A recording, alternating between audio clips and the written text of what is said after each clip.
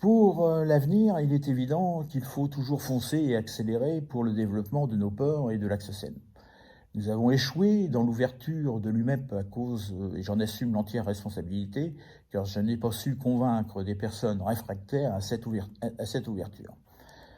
Toutefois, il faut impérativement et absolument ouvrir pour créer un groupe de travail réunissant tous les modes de transport dans un premier temps pour pouvoir les intégrer dans le cœur du réacteur de la fédération. Dans un esprit toujours de cohérence, il est peut-être anodin, mais néanmoins significatif de voir Seine-Porte-Union se mettre en scène en portant le même nom pour toutes les unions maritimes et communautés portuaires.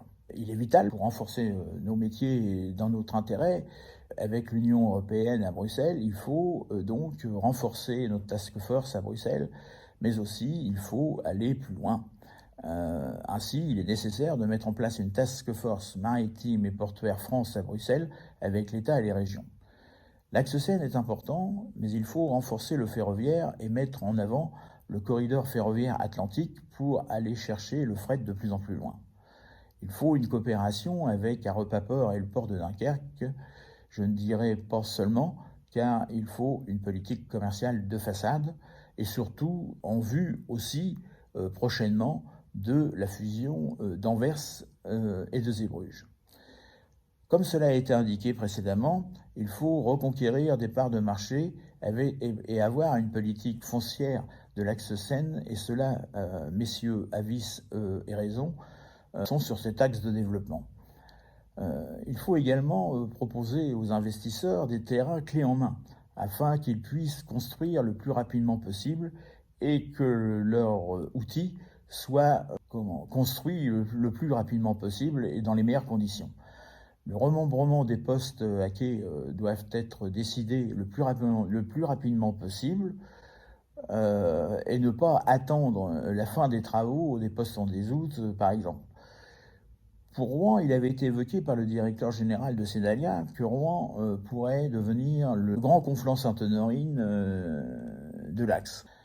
Pour ce qui concerne les zones d'extractivité industrielle-portuaire ex-zone franche, j'ai indiqué à la mission gouvernementale sur le sujet, j'ai suggéré qu'ils inscrivent dans leur rapport la constitution dès maintenant d'une task force État-région-privé pour établir une stratégie commerciale et fiscale afin de faire venir de nouveaux trafics pour ne pas faire une concurrence déloyale avec les trafics existants, mais pour créer de nouveaux trafics qui pourraient être sur des produits à transformer. Et pourquoi ne pas prendre comme partenaire plutôt que comme concurrent les ports anglais, par exemple? C'est une idée, et cela demande à tous les stades une coopération de chaque partenaire avec leur homologue britannique. Le fret amène le fret, plus d'infrastructures amènent le fret, encore faut-il le vouloir. Les infrastructures multimodales font en sorte que nous aurons plus de fret. Plus de fret nous obligera à investir pour plus d'emplois pour les hommes et les femmes.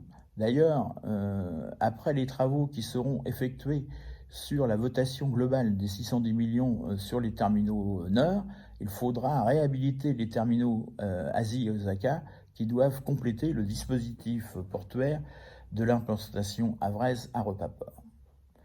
Suite à la charte qui a été signée au niveau national, nous ne pourrons faire évoluer le passage de la marchandise que sous condition de réflexion et de renforcement de la cohésion de place.